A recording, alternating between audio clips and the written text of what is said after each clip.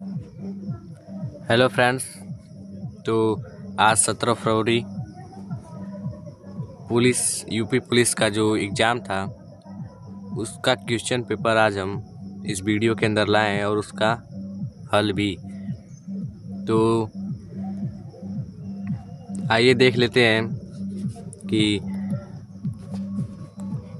कौन सा क्वेश्चन गलत है और कौन सा सही। आप लोग भी मिलाते रहिएगा। तो यह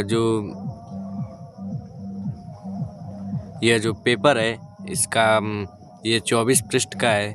यह सब आपको ऊपर देखने को मिल जाएगा और यहाँ पर टाइम भी दे दिया गया 120 मिनट्स 120 मिनट्स और यहाँ पे अधिकतम अंक जो है 300।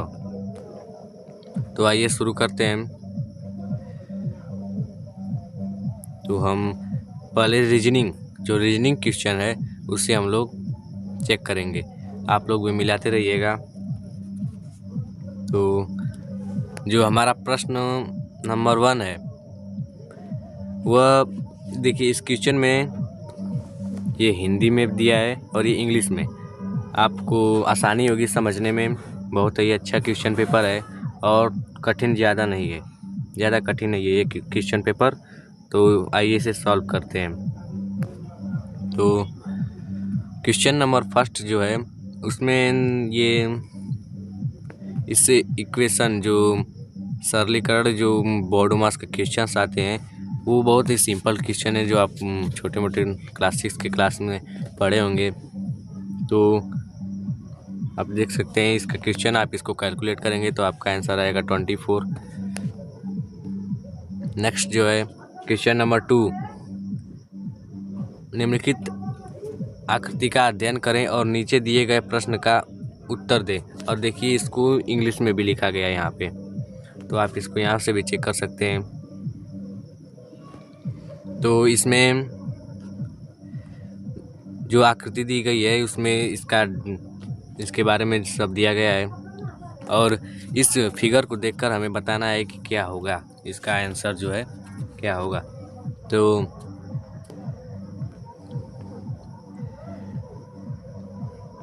तो इसका आंसर होगा, आप इसको ध्यान से पढ़ लीजिएगा। तो इसका आंसर होगा सी, जो है अस्पताल से विवाहित नर्सें। मतलब आप समझ रहे होंगे, आप इसको सॉल्व करेंगे या फिर इसमें थोड़ा माइंड यूज करेंगे तो आपको इसका आंसर सही से मिल जाएगा। क्वेश्चन नंबर जो 3 है, निम्नलिखित में से कौन सा आरेख भारत, गुजरात, सूरत के बीच संबंध को सबसे अच्छी तरह दर्शाता है। ये क्वेश्चन जो है पूछा गया, बहुत सिंपल क्वेश्चन पूछा गया। जो क्वेश्चन है ये बहुत ही सिंपल क्वेश्चन पूछा गया। आपको पता होगा कि गुजरात के अंदर सूरत है और इंडिया जो है, इंडिया के अंदर गुजरात और गुजरात के अंदर सूरत। तो आप देख सकते हैं, आपको इतना पता होगा तो आप देख सकते हैं कि यहाँ पर ये इंडिया का हो जाएगा और इसके अंदर का जो है वो गुजरात और इसके अंदर का सूरत। तो ये क्वेश्चन नंबर 3 का आंसर डी सही है। अब आते हैं क्वेश्चन नंबर 4 पे। निम्नलिखित प्रश्न में एक शब्द दिया गया है, उसके बाद 4 अन्य शब्द दिए गए हैं जिनमें से एक दिए गए शब्द के अक्षरों का उपयोग करके बनाया जा सकता है। एक और नया शब्द बनाना है। तो इसको इंग्लिश में भी दिया गया है, आप इंग्लिश में भी इसको रीड कर सकते हैं। तो इसको भी रीड कर लीजिएगा। तो इसका आंसर होगा सी, रिटर्न्स। आते हैं क्वेश्चन नंबर 5 पे। एक पंक्ति में मिहिर बाएं से 17वें और दाएं से 19वें स्थान पर है, तो उस पंक्ति में उम्मीदवारों की कुल संख्या कितनी होगी। तो इसका आंसर होगा सी, यानी कि 35 इसका आंसर होगा। जो क्वेश्चन ये क्वेश्चन 6 है, इस क्वेश्चन 6 को आप रफ पे सॉल्व कर लीजिएगा। इसका हम आंसर बता देते हैं आपको, आप इसको पूरा पढ़ लीजिएगा। तो इसका आंसर होगा डी। आप इसका पूरा अगर सॉल्विंग देखना चाहते हैं तो हमारे यूट्यूब चैनल पे देख लीजिएगा प्लेलिस्ट में। तो क्वेश्चन नंबर 6 हो गया। आते हैं क्वेश्चन नंबर 7 पे।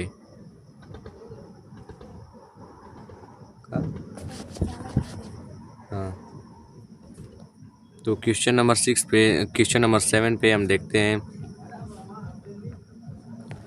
एक वैज्ञानिक, यहाँ से शुरू होता है शायद, तो चलिए इसको हम सॉल्व करते हैं। एक वैज्ञानिक एक सुरक्षित प्रयोगशाला के एक्सेस कोड को याद करने का प्रयास कर रहा है। उसे निम्नलिखित विवरण याद है। एक जो क्वेश्चन है, जैसे आप इंग्लिश में बहुत बड़ा पूरा क्वेश्चन जो है, एक साइड का पूरा जो पेज है इसी क्वेश्चन ने ले लिया। तो बड़ा क्वेश्चन है लेकिन आसान है, तो आइए इसको सॉल्व कर लेते हैं। तो जो आप इस क्वेश्चन को पूरी तरह से अच्छे से पढ़ लीजिए ताकि कोई बाद में समझने में कोई दिक्कत ना हो। तो जो एक वैज्ञानिक है वो सुरक्षित जो कोड बनाया था, इसमें से आप सभी ऑप्शन को देख सकते हैं। तो इसका आंसर जो होगा बी, इसका आंसर होगा बी। इसका जो करेक्ट आंसर होगा वो बी होगा। तो आते हैं अपने नेक्स्ट क्वेश्चन नंबर 8। ये भी पूरा हाफ पेज ले लिया है एक पेज का। तो क्वेश्चन नंबर 8 है जो नीचे प्रश्न 2 कथन और उसके बाद 1 और 2 और 3 क्रमांकित 3 निष्कर्ष दिए गए हैं। आपको कथनों में दी गई सभी बातों का सत्य मानना है, फिर तीनों निष्कर्ष पर एक साथ विचार करना है। तो आप इस क्वेश्चन को पूरा पढ़ लीजिएगा, निष्कर्ष भी। तो ये जो कॉलम्स दिए गए हैं इसको भी पढ़ लीजिएगा। तो जो क्वेश्चन है इसका आंसर होगा आंसर नंबर डी, जो आंसर नंबर डी। तो आते हैं नेक्स्ट क्वेश्चन पर। नेक्स्ट क्वेश्चन होगा हमारा क्वेश्चन नंबर 9। तो इसमें ये कुछ पिछले एग्जाम्स में भी ये क्वेश्चंस आ चुके थे। जो 4 विकल्प में पता लगाना है कि कौन सा फोल्ड करने पर वो फिगर बनेगा। तो हमारा आंसर होगा ये ऑप्शन नंबर सी हमारा आंसर होगा। तो अगला क्वेश्चन है हमारा 10। ए बी की बहन है और सी बी की माँ है। डी सी का पिता है, ई डी की माँ है। आपको इस क्वेश्चन को पूरी तरह अच्छे से पढ़ना है। तो और ए डी से कैसे संबंधित हैं, तो हमें इसमें संबंध के बारे में बताना है, क्या संबंध है। तो इसका आंसर होगा दादा, जो होगा क्वेश्चन 10 का आंसर होगा ए, दादा। तो नेक्स्ट हमारा, इसको आप इंग्लिश में भी पढ़ के, अगर आपको इंग्लिश समझ में आती है तो इंग्लिश में भी पढ़ चेक कर लीजिएगा। तो क्वेश्चन नंबर 11, वह विकल्प चुनें जो दिए गए संयोजन की दर्पण छवि से काफ़ी मिलता जुलता है। तो ये क्वेश्चन आसान है, कुछ ज़्यादा है। ये आपको इसमें मिलाना है कि कौन सा इसमें इस अंक जो है इसका उल्टा विपरीत, यहाँ पे एक दर्पण लगेगा तो यहाँ पे फिगर बनेगा, तो वो फिगर आपको बताना है इसमें से। तो हम इसको आप एनालिसिस भी कर सकते हैं, बनाने की जरूरत नहीं काफ़ी पे। तो आप देख सकते हैं बी को अगर उल्टा करेंगे तो बी होगा, आर भी उल्टा ही है, सब अंक उल्टे हो जाते हैं मिरर के सामने। तो 4 भी उल्टा है, और यहाँ पर जो ए है वो भी सेम है, इधर भी डार्क है। ये क्यू में थोड़ा डिफरेंट लग रहा है। क्यू में आप देख सकते हैं, क्यू में देखिए ये सीधा लग रहा है, ये नहीं होगा, तो ये गया। ये टेढ़ा ये हो सकता है, ये भी नहीं हो सकता। तो और डी और बी में हमारा कोई आंसर सही है। तो यहाँ पे आप देख सकते हैं कि जो 6 है उसको बहुत ही अजीब, यानी इसको 9 बना दिया है, जबकि 6 को अगर हम दर्पण के सामने लेके जाएंगे तो 6 कुछ ऐसा बनेगा। तो ये नहीं होगा, हमारा आंसर होगा बी, जो करेक्ट होगा। हमारा आंसर बी करेक्ट होगा। तो नेक्स्ट क्वेश्चन पे आते हैं, क्वेश्चन नंबर 12। तो इसमें पता लगाना है कि आकृति में दिए गए टुकड़ों, जो आकृति में टुकड़े दिए गए हैं 1, 2, 3 और 4 में कौन सी आकृति बनाई जा सकती है। इस टुकड़ों के मदद से हम कौन सी आकृति इसमें से बना सकते हैं। तो आइए एक बार इसको भी चेक कर लेते हैं। तो जब हम इन सभी को जोड़ेंगे तो कुछ टुकड़े जो कि सब में मिल रहे होंगे लेकिन कुछ नहीं होंगे, तो हमारा इसका आंसर होगा बी, जो करेक्ट होगा। हमारा आंसर होगा बी, हमारा आंसर बी करेक्ट होगा। तो नेक्स्ट क्वेश्चन हमारा है क्वेश्चन नंबर 13। एक टोकरी में सेवों की संख्या हर मिनट दोगुनी होती जाती है।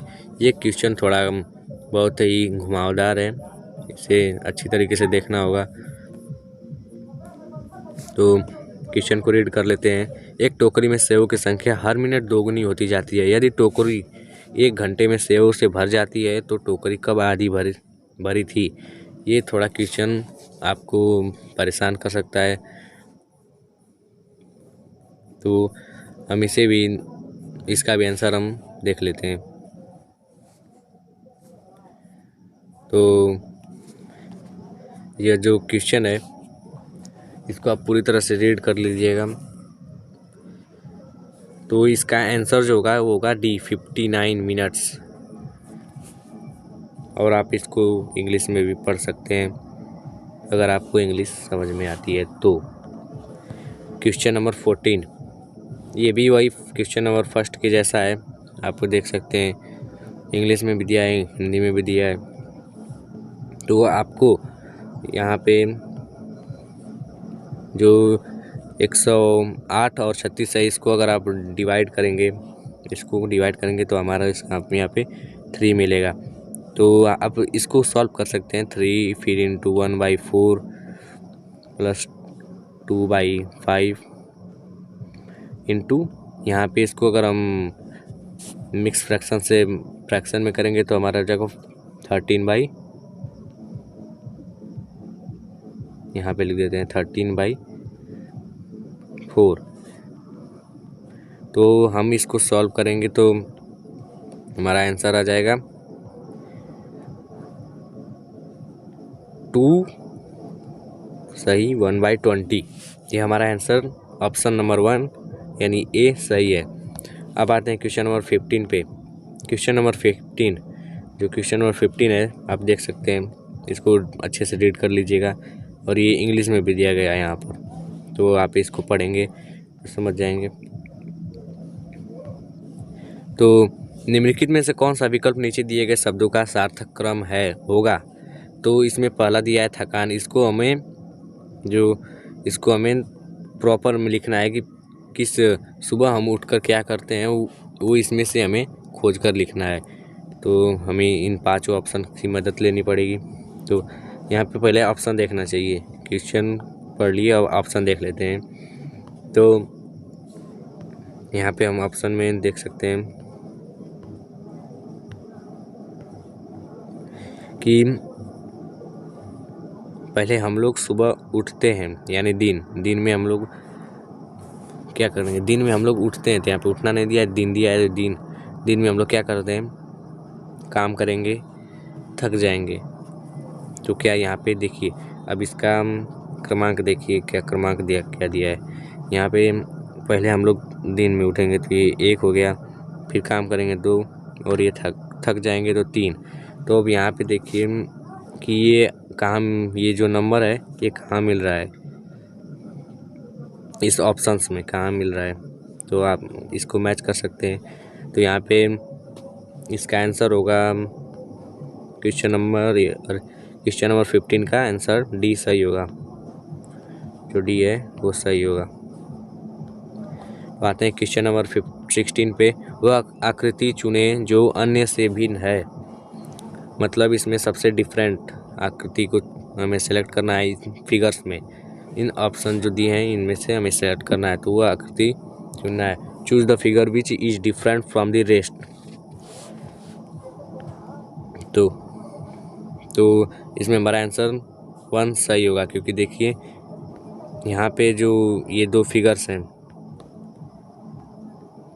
यहाँ पे जो आमने सामने, लेकिन इन किसी में से भी कोई भी आमने सामने नहीं होगा। तो आप देखते भी इसको बता सकते हैं। क्वेश्चन नंबर 17, जो क्वेश्चन नंबर 17 है वो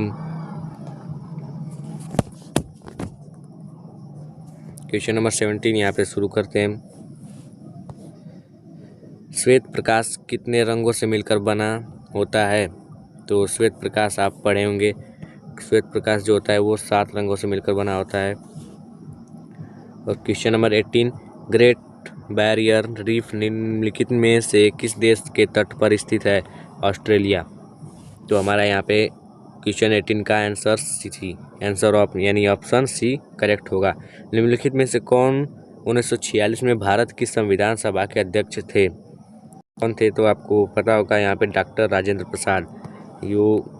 वो संविधान जो भारत के संविधान सभा के अध्यक्ष थे डॉक्टर राजेंद्र प्रसाद। तो आते हैं क्वेश्चन नंबर 20 पे।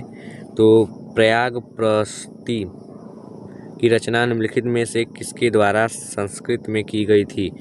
तो यहाँ पे हमारा आंसर होगा बाणभट्ट।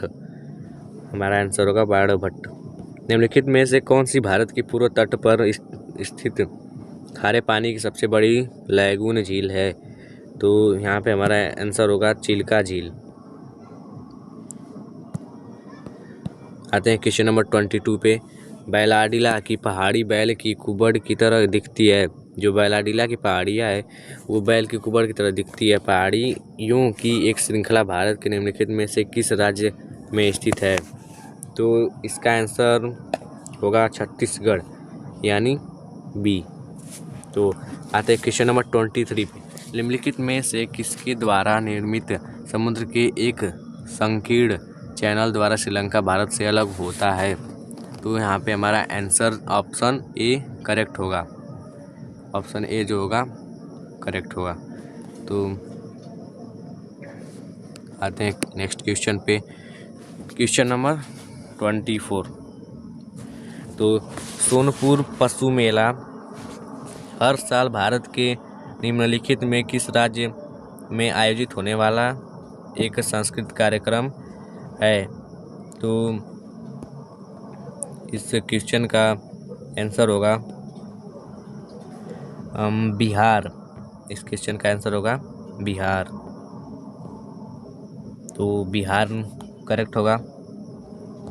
Question number 25। अंगूर की खेती, उपज और कटाई को निम्नलिखित में से किस नाम से जाना जाता है? तो जो अंगूर की खेती होती है उसे हम लोग वीटी कल्चर के नाम से जानते हैं। तो हमारा क्वेश्चन का आंसर जो करेक्ट होगा वो होगा वीटी कल्चर। तो क्वेश्चन इंग्लिश में भी दिया है, इंग्लिश हिंदी में भी दिया है, जो समझ सकते हैं उसको पढ़िए। क्वेश्चन नंबर 26 जो होता है निम्नलिखित में से किस राज्य के कुछ हिस्सों में 400 साल पहले नहर सिंचाई की एक स्थानीय प्रणाली विकसित हुई थी जिसे कुल्लह कहा जाता है? तो इसका आंसर होगा हिमाचल प्रदेश। जो क्वेश्चन नंबर 27 में हम आते हैं। तो भारत में जनगणना संगठन के लिए सर्वोच्च पद कौन सा है? तो इसका आंसर होगा ए महारजिस्ट्रार और जनगणना आयुक्त भारत। क्वेश्चन नंबर 28 कुंभारम्भस्वम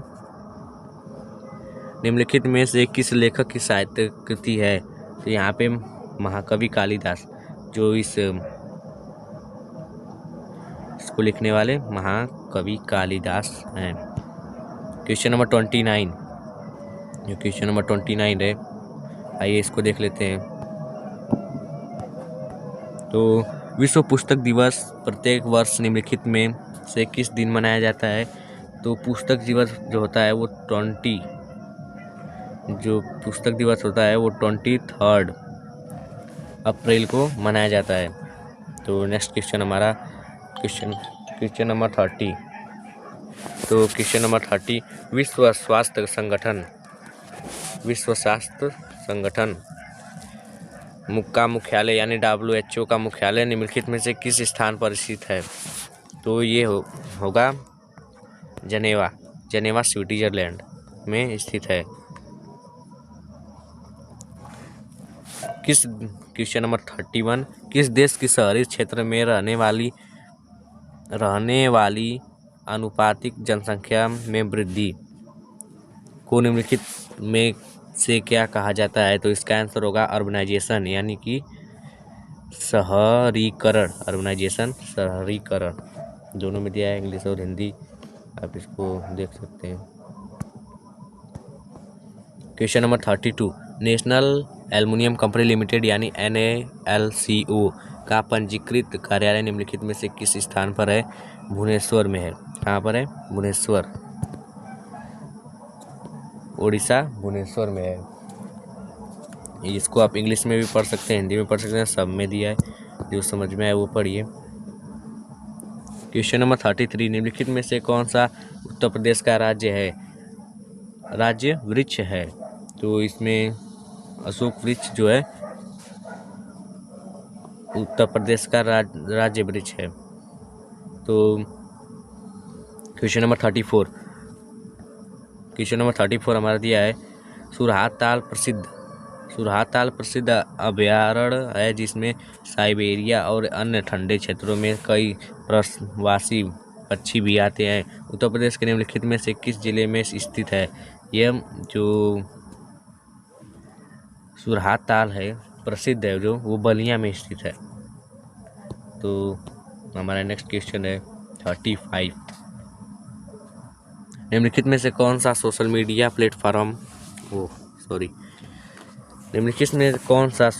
प्लेटफॉर्म पेशेवर नेटवर्किंग और नौकरी तलाशने के लिए सबसे उपयुक्त है? इसका आंसर होगा डी, लिंक्डइन। इसका एप्लीकेशन भी जो है हमारा एंड्रॉयड में यूज करते हैं लिंक्डइन। इसका यूज हम यूपी में भी, इंडिया में भी करते हैं और अन्य बाहरी जो राज्य हैं उसमें भी करते हैं। उत्तर प्रदेश में स्थित भदोही निम्नलिखित में से किस कला के लिए प्रसिद्ध है? कालीन बुनाई यानी कारपेट वीविंग। आप इस क्वेश्चन को देख लीजिएगा। अकबर का मकबरा निम्नलिखित में से किस स्थान पर स्थित है? तो अकबर का मकबरा सिकंदरा में स्थित है। सिकंदरा में स्थित है। क्वेश्चन नंबर 38, निम्नलिखित में से उत्तर प्रदेश का कौन सा प्रसिद्ध लोक नृत्य धान और मक्के की खेती के दौरान किया जाता है? इसका आंसर होगा सी, हुरका बोल का यूज हम लोग करते हैं। बनारस हिंदू विश्वविद्यालय यानी BHU के जो संस्थापक पंडित मदन मोहन मालवीय ने निम्नलिखित में से किसके सहयोग से की थी? संस्थापना किसके सहयोग से की थी? तो डॉक्टर एनी बेसेंट के सहयोग से किया गया था BHU की स्थापना। मथुरा निम्नलिखित में से किसकी जन्म स्थली है जिसे ब्रजभूमि के नाम से भी जाना जाता है? भगवान कृष्ण की, लॉर्ड कृष्णा। आप देख सकते हैं। तो नेक्स्ट क्वेश्चन है हमारा 41, निवेश मित्र मोबाइल जो एप्लीकेशन है, निवेश मित्र मोबाइल एप्लीकेशन भारत के निम्नलिखित में से किस राज्य की एक पहल है? तो इसका आंसर होगा